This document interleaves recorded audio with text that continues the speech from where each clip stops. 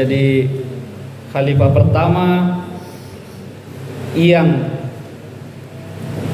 dijadikan pemimpin di muka bumi ini adalah Nabi Adam alaihissalam.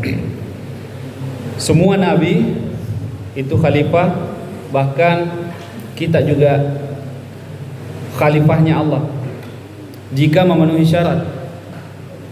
Nabi Ibrahim diberikan beberapa kalimat yang populer, itu kalimatnya 10 perintah suci. Jadi kalau di film itu digambarkan bukan Ibrahim ya, Nabi Musa. Kalau Ten Commandment itu Nabi Musa. Ini Nabi Ibrahim diberikan juga kalimat perintah dan larangan. Jadi seperti undang-undang, aturan yang boleh dilakukan dan tidak boleh dilakukan. Kalau Nabi Adam secara umum kita mengetahui kalimatnya mengatakan jangan dekati pohon ini. Jadi berarti ada larangan, padahal di surga. Jadi tetap ada larangan karena bukan surga yang setelah kita mati, tapi surga ketika manusia itu mengikuti peraturan dan perintah Allah.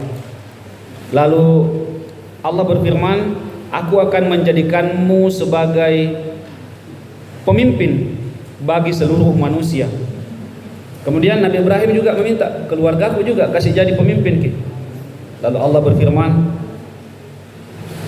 janjiku ini tidak mengenai orang-orang yang zalim. Jadi biar juga keluarganya Nabi, kalau dia zalim tidak boleh jadi pemimpin. Jelas sekali ayatnya ini, surah Al-Baqarah ayat 124. Jadi meskipun banyak atau sering kita mendengar kalimat bahwa biar banyak dosanya, biar banyak kemaksiatannya, kalau dia keluarganya Nabi, maka telapak kakinya lebih mulia daripada ulama atau kiai yang ada di Indonesia. Ada ya kalimat yang seperti itu di YouTube. Menurut saya kalimat ini salah, karena Nabi tidak pernah mengatakan hal seperti itu. Bahkan terhadap Nabi Ibrahim alaihissalam yang meminta supaya keluarganya dijadikan pemimpin bagi seluruh umat manusia, Allah mengatakan, berfirman bahwa janjiku tidak mengenai orang-orang yang zalim. Jadi kalau dia zalim, biar juga keturunannya Nabi tidak boleh jadi pemimpin. Tapi kalau dia mulia, akhlaknya baik, mengikuti perintah Allah dan menjauhi larangannya, maka dia atau kita ini berhak untuk terpilih menjadi pemimpin. Kita lanjut. Wa iz ja'alnal baita mathabatan linnas wa amnau wattakhidhu min maqami Ibrahim musalla. Dan ingatlah, banyak sekali kalimat di dalam Al-Qur'an yang Allah menyuruh kita mengingatnya. Ketika kami menjadikan Baitullah itu tempat berkumpul bagi manusia. Yang mana itu Baitullah? Di Mekah, di Ka'bah. Kalau masjid ini Baitullah juga kah? Baitullah juga. Iya. Masjid ini Baitullah tapi bukan kiblat.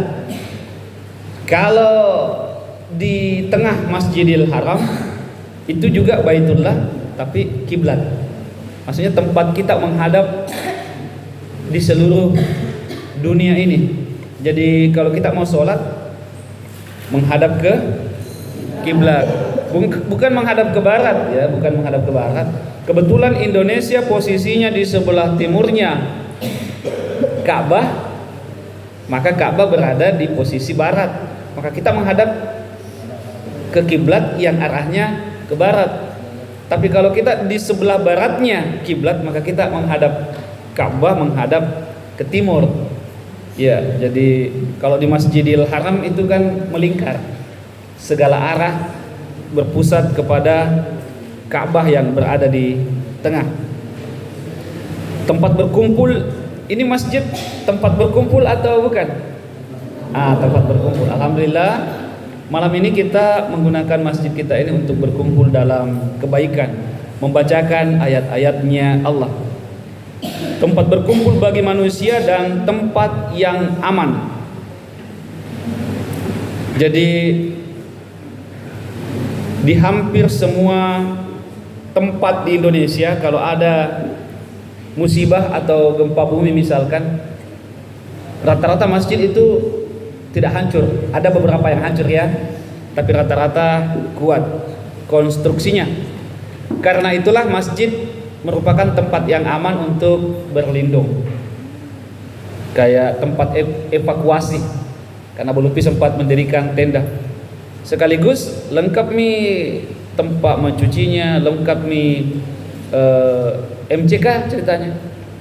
Bisa untuk ditempati bermalam, bisa untuk ditempati makan dan minum. Kalau di masjid kita boleh makan dan minum atau tidak? Boleh ya. Yang tidak boleh kalau kita sholat sambil makan, sholat sambil minum. Ya, kalau setelah selesai sholat ya boleh makan, boleh minum. Boleh ditempati tidurkah di masjid atau tidak? Boleh ya, boleh.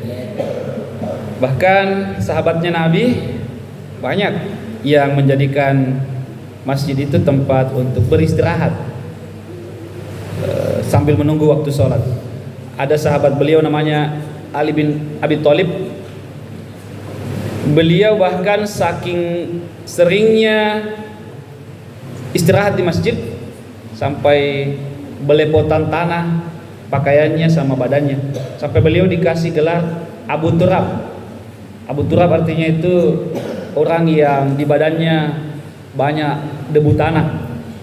Karena masjid di zaman Nabi tidak ada tegelnya seperti ini, lantai tanah aja. Jadi sampai hari ini ada sebagian orang ketika mau sholat, dia ambil di kantongannya atau di sakunya itu kayak tanah liat yang sudah dia cetak, kemudian dia letakkan di tegel. Karena dia bilang Nabi dan sahabatnya tidak pernah sholat di tegel, di tanah aja. Iya.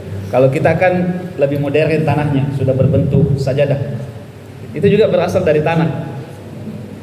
Sajadah ini dibuat dari kapas atau bukan?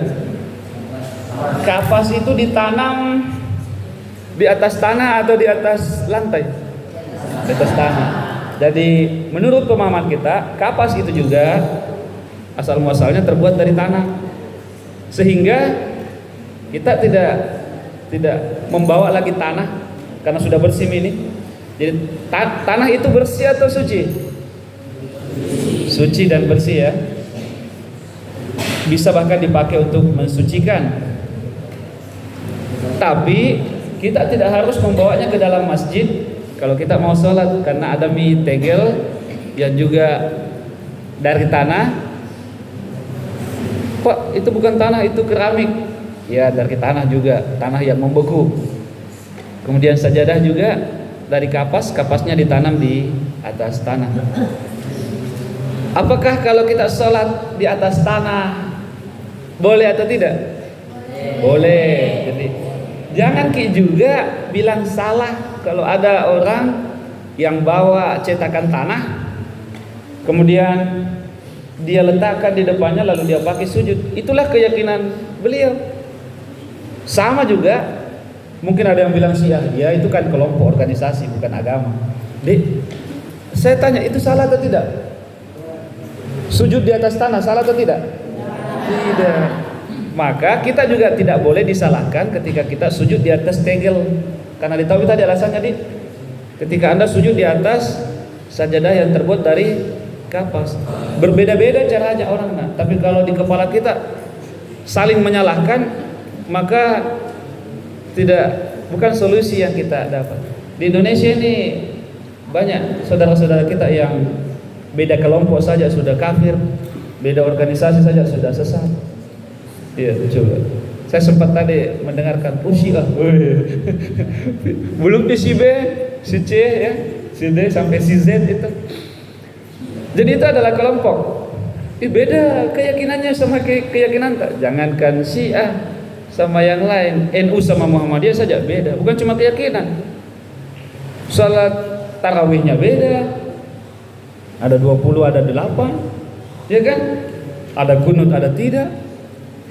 Itu Muhammadiyah sama NU Islam semua atau ada yang tidak Islam? Islam semua. Bahkan beda kapan dia sholat Idul Fitri, kapan dia sholat, terkadang beda tuh. Tapi sama aja, cocok semua aja. Jadi ketika kita melihat perbedaan, itu hal yang biasa. Termasuk ketika ada saudara kita yang sujud di atas tanah, karena memang seperti itulah di zaman Rasul. Belum ada tegel seperti ini. Lalu sekarang kita menyesuaikan. Baik, kita lanjut.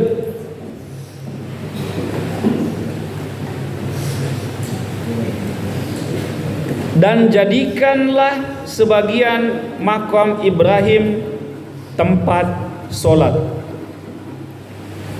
Wah, ini ayat yang menyatakan, dan jadikanlah sebagian makam Ibrahim tempat sholat. Dan telah kami perintahkan kepada Ibrahim dan Ismail, bersihkanlah rumahku untuk orang-orang yang tawaf, yang iktikaf, yang ruku dan sujud. Apa yang disebut dengan makam Ibrahim? Apakah kuburannya? Bisa juga, tapi yang dimaksud di sini adalah tempat berdirinya. Makam Ibrahim, tempat berdirinya Ibrahim untuk meletakkan Ka'bah. Jadi bukan kuburannya. Kita tidak boleh sholat di atas kuburan. Jangankan sholat, duduk saja tidak boleh. Bagaimana kalau di depan kuburan? Ya, kita boleh sholat kalau di situ ada kuburan, tapi ada penghalangnya. Misalkan ada kuburan di depan masjid, bolehkah kita meletakkan kuburan di depan masjid? Boleh. Ada yang bilang tidak boleh. Yang tidak boleh kalau kita sujud menyembah kepada kuburan. Tapi kalau kita sujud menyembah kepada Allah di masjid yang di depannya ada kuburan. Sebelum saya bilang boleh, saya mau bertanya, kuburannya Nabi di depan masjid, di belakang masjid, atau di tengah masjid? Awalnya kuburan beliau berada di dalam kamarnya. Kamar beliau terletak bersambungan dengan masjid, di depan masjid, kayak tempat imam seperti ini, kayak sudut-sudut seperti ini. Disitulah kamarnya Nabi, dan Nabi dimakamkan di dalam kamarnya yang terletak bersambungan dengan bagian masjid depan. Setelah Masjid Nabawi di Madinah diperluas, maka posisinya Masjid Nabi itu berada di tengah. Tidak ada berani kasih pindah. Berarti banyak orang yang sholat menghadap ke kuburannya Nabi. Cuma tidak secara langsung, karena ada penghalangnya. Ada tembok di depannya kan. Di Masjid Nurul Yakin Birikalar juga seperti itu. Di depannya ada kuburan, tapi kita tidak sedang menyembah kuburan. Kita menyembah Allah. Memang di depan masjid ada kuburan, tapi terhalangi oleh tembok. Ada yang pernah jalan-jalan ziarah ke Mangkosok Kabupaten Baru? Baik. Di depannya ada kuburan atau tidak? Ada. Jadi kita bukan sholat menyembah kuburan. Sholat menyembah Allah di masjid yang di depannya ada kuburan. Sekali lagi, ini adalah perbedaan tafsiran atau perbedaan pemahaman, dan itu tidak ada masalah. Kalau ada yang bilang tidak boleh, jangan maki sholat di masjid yang di depannya ada kuburan. Jangan maki sholat di Masjid Nabawi yang di tengahnya ada kuburan Rasulullah. Tidak apa-apa aja, cocok aja juga. Yang salah kalau kita tidak sholat. Iya, berdebat ini benar ini salah, baru tidak ada sholat, tidak ada gunanya. Jadi salah benar itu anakku, itu tabe. Mau kasih contoh, 1 tambah 1 sama dengan 5, benar atau salah? Benar. Saya ulang, perbaiki konsentrasinya. 1 tambah 1 sama dengan 5, benar atau salah? Benar atau salah? Salah.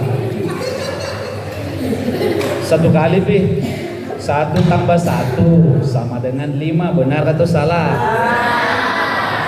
benar. Iya. Kalau salah benar ki. Kalau benar ki salah. 1 tambah 1 sama dengan 5, benar atau salah? Bilang ki salah, saya bilang benar.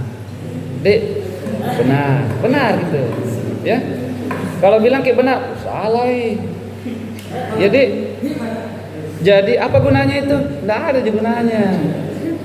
Benar salah tidak ada gunanya. Tapi apa manfaatnya itu yang penting. Bukan berlomba-lombalah menjadi benar, tapi berlomba-lombalah melakukan kebaikan. Fastabiqul. Jadi kalau itu baik, lakukan. Walau ada orang Pak bilang salah, biarkan Tommy dia bilang salah. Yang penting ini ada manfaatnya. Khairukum anfa'ukum linnas. Sebaik-baik kalian adalah yang bermanfaat untuk sesamanya. Jadi kalau Al-Quran sudah menyatakan benar, hadis sudah menyatakan benar, laksanakan nih. Berbeda pendapat ki, tidak apa-apa ji. Jangan saling menyalahkan. Tuh, itu tadi banyaknya nih perbedaan yang kita sebutkan. Ada yang ketika sholat harus ada tanah di depannya, silahkan. Pak beda dengan kita, tidak apa-apa ji. Karena kita sajadah dianggap di situ terbuat juga dari tanah. Ada yang tidak mau sholat di depan kuburan Pak. Iya itu kan pemahamannya. Tidak boleh memang sholat di atas kuburan, di depan kuburan yang di situ ada penghalangnya, dan kita sholat di dalamnya, maka itu boleh menurut pendapat kita, karena di luar masjid itu. Sementara makamnya Nabi ada di dalam masjid.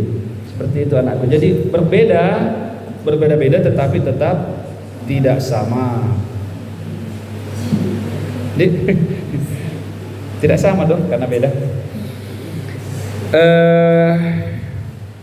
Jadi makamnya Ibrahim yang ditempati sholat itu bukan kuburannya, tapi tempatnya, pijakannya berdiri untuk meletakkan batu-batu Ka'bah, karena Ka'bah pernah runtuh, rubuh, dihantam banjir, pernah tertimbun. Mirip-mirip dengan di Indonesia ada Candi Borobudur, pernah tertimbun, tidak kelihatan sama sekali karena dihantam agak sana Gunung Merapi atau debu vulkanis tertimbun ki. Kemudian ditemukan, lalu jadilah seperti sekarang. Begitu juga dengan Ka'bah, pernah rubuh karena banjir ya, banjir besar, tenggelam seluruh dunia. Itu kemudian Nabi Ibrahim beserta Nabi Ismail alaihissalam ditugasi untuk membangun kembali itu Ka'bah.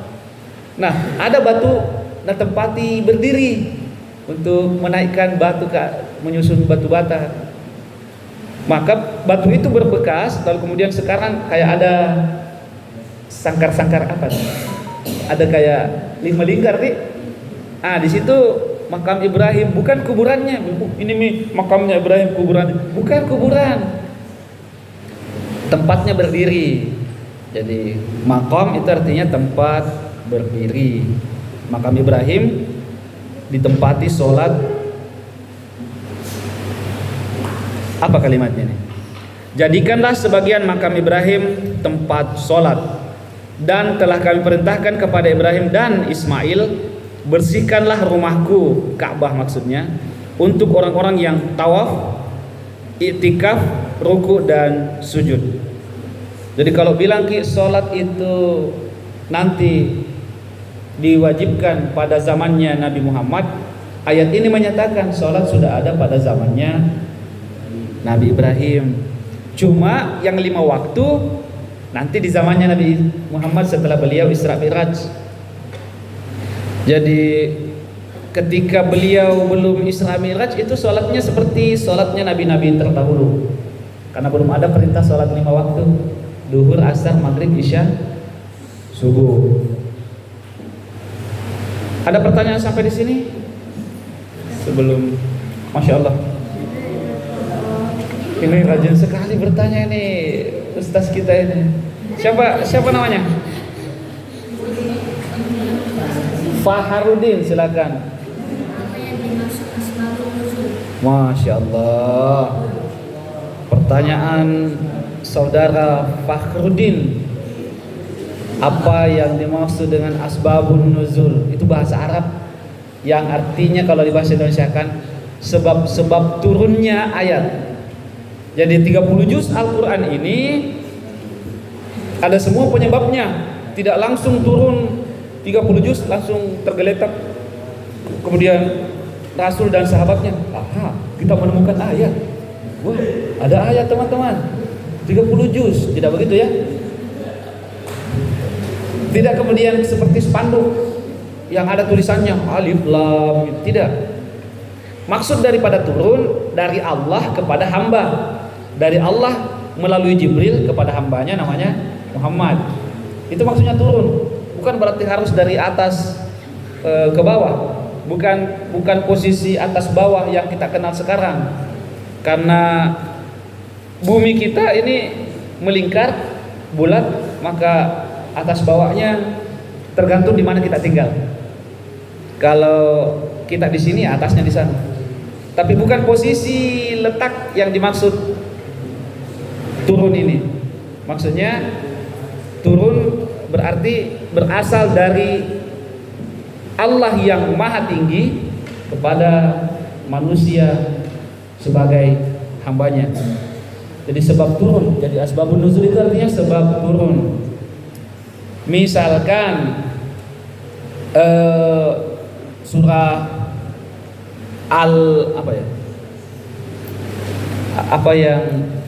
mau pipis. Oh silakan. Misalkan ada ayat yang menyatakan yang artinya, tolong dibantu ya. Wala taqulanna li syai'in inni fa'ilu dzalika gada illa ayyasha Allah wazkur rabbaka idza nasita. Mudah-mudahan saya tidak salah. Jadi ayat ini berisi petunjuk bahwa kita tidak boleh mengatakan sesuatu saya akan mengatakannya besok, saya akan melakukannya besok, tapi katakan insya Allah. Sebab turunnya ini ayat karena suatu hari Nabi ditanya oleh sahabatnya tentang informasi Zulkarnain. Zulkarnain kan hidup di zaman sebelum Rasulullah, dan beliau adalah pemimpin yang sangat taat kepada Allah. Padahal belum datang Nabi terakhir. Maka sahabat bertanya, tolong ceritakan kepada kami tentang kisahnya Iskandar Zulkarnain. Beliau mengatakan, datang saja besok, saya akan sampaikan. Ternyata besok tidak ada ayat yang turun tentang Iskandar Zulkarnain. Yang ada malah wala taqulanna li syai'in inni fa'ilun dzalika gadan. Jangan mengatakan kepada sesuatu saya akan melakukannya besok, tapi katakanlah insya Allah. Seperti itu anak di Fakhruddin. Sebab turun. Jadi 30 juz Al-Quran ini ada semua sebab turunnya. Tidak turun begitu saja. Tapi karena Al-Quran sudah sempurna, maka kita kalau punya masalah langsung saja buka Al-Quran dan terjemahannya, temukan jawaban dari masalah kita di situ. Tidak, jangan makin menunggu ada ayat turun dari langit sampai ke kita. Ini nih ayatnya 30 juz ini untuk kita semua ini. Tidak ada yang disembunyikan oleh siapapun. 30 juz sempurna, dilengkapi dengan hadisnya. Begitu nak Fakhruddin, Dik? Ya, masih ada yang lain kah? Oh, masih ada. Masya Allah. Tunggu dulu. Masih Fakhruddin? Iya. Mati meja. Saya sama Ki. Kenapa ini naheng? Aduh. Ini aplikasi Al-Quran saya kenapa begini nih? Ku matikan.